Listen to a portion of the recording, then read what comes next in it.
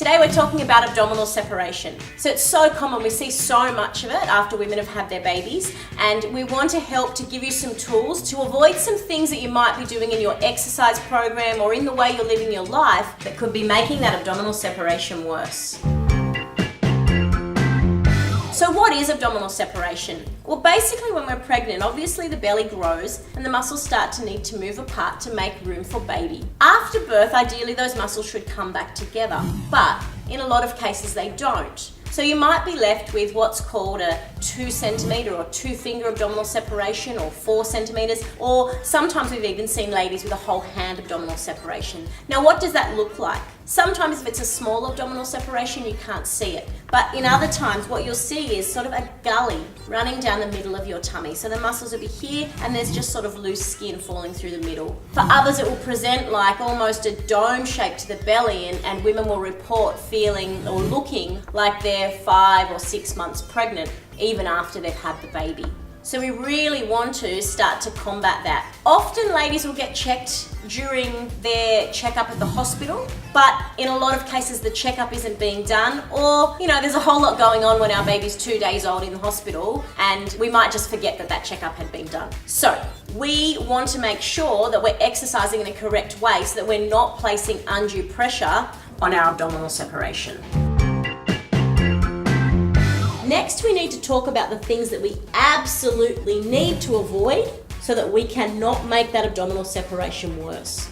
Because we have had instances where one particular lady had 4-finger abdominal separation at birth. She went to a local boot camp and was doing very inappropriate exercises, which the trainer thought that she was modifying, but unfortunately was modifying still in an inappropriate way. And this poor mother then ended up with a 19 centimetre abdominal separation, which had to be measured under ultrasound. So pretty horrific. So trainers, please take this video on as an educational tool for yourselves so that you can look after your clients and not harm them. One thing we should never do is to bring our body into forward flexion. So that's that sit-up motion that we were doing just then to test the abdominal separation. So we would never do crunches or sit-ups or all these forward full sitting up actions. I know it's tempting after you've had a baby, you want to get the abdominals back, but it's not the way to do it. Alrighty, so we want to avoid forward flexion, and that would include being in poor posture, because when we're in poor posture, it's bringing us constantly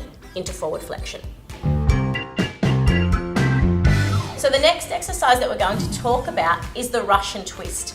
It is a no-no when we've got abdominal separation. Things that are directly targeting the obliques, these abdominals at the side here, will actually cause the abdominal separation to open and stay open. So we need to avoid the Russian twist or exercises that directly target the obliques. What I mean is if I'm here and I'm twisting here, okay, that's a no-no. What we can do and what we say to our clients, if you've got abdominal separation, instead of doing the twist, you can still sit in your V-sit position and lift your ball or your arms straight up and down. But I do need to stop there, because if we go to lift a weight and that weight is too heavy, we're going to get a forward bulging of the tummy. I could lift it, and if my tummy bulged out, then that would mean that I had placed pressure on it. So we really need to be mindful of what we're lifting and that we can lift it correctly with our core maintained, so that we then don't place pressure on that abdominal separation. So I always say to ladies, imagine your pants, your zipper is like your pelvic floor, and your button is like your deep abdominal line. If I go to do an exercise and I were to split my jeans, then my core has switched off, which also means I've placed more pressure on my abdominal separation. So we want to avoid that. The next exercise we want to talk about, or the next movement, is the squat. And if we think about the way we live our lives, we need to squat in everyday life to bend down and pick things up. As we, get down to lift, we need to make sure that we're squatting effectively and that we're maintaining our core. Otherwise, again, we're placing pressure on the abdominal separation, or even if we've just got abdominal weakness, we want to really ensure that we can hold ourselves correctly. Otherwise, there's great risk of prolapse and pelvic floor damage, as well as impacting our abdominal separation. So if I can stress enough, when we're squatting, when we're lifting anything, we need to do it in correct form. So a common exercise that you'll see in an exercise program is a squat with a weight. All right, so if I were to take this 6 kilo weight here, and I've done this exercise with our trainers here at Active Mum, is that we go to squat and I ask them to squat and hold the ball out in front, and we just watch what happens to their core. So I'm going to do it, and you'll see me do it incorrectly, and you'll see my tummy bulge forward. So I won't do too many of them because I don't want to place myself at risk. So if I were to come into my squat, and first of all, I'm holding my weight quite close to me. I could come into my squat, and here I can still maintain my core. My tummy is still drawing in. But if I were to try and squat and take that ball out, see my tummy there just started to automatically bulge forward. Now that is far too much for my core, and if I had abdominal separation, which I do, that would have just made that worse. So trainers, when your clients are exercising in class, please pay attention to what's happening at their stomach as they go to lift any weight to ensure that we're not getting bulging. If you're a participant in an exercise program, tune into what's happening at your midsection so that as you squat, you're not bulging forward. So for me, this weight is too big. I don't need to lift a heavy weight. I'll grab a smaller weight and I'll be able to do that exercise, maintaining my core.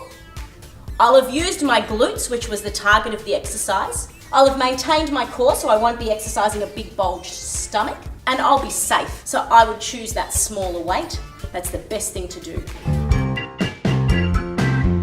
Hopefully you've got some great tips and tools today that you'll be able to take away to keep yourself safe during pregnancy and after birth so that we're not making that abdominal separation worse. It's super important that we are seeking out a trainer that is specializing in pre and postnatal, because the general personal trainer specification just doesn't cover this stuff in detail. We've been working with over 1,000 mums and pregnant women over the last 9 years, as well as working closely with women's health specialists. So we know and understand what's happening to a female's body during this time in their life. Unfortunately, the education just isn't out there in the general personal training specification, so trainers just aren't knowing what to look out for to keep you safe during a program. So trainers, please take this on board as an education tool. So ladies, please keep this in mind so that we can be fit and strong and our bodies can function well now and into the future. Take care and have a great day.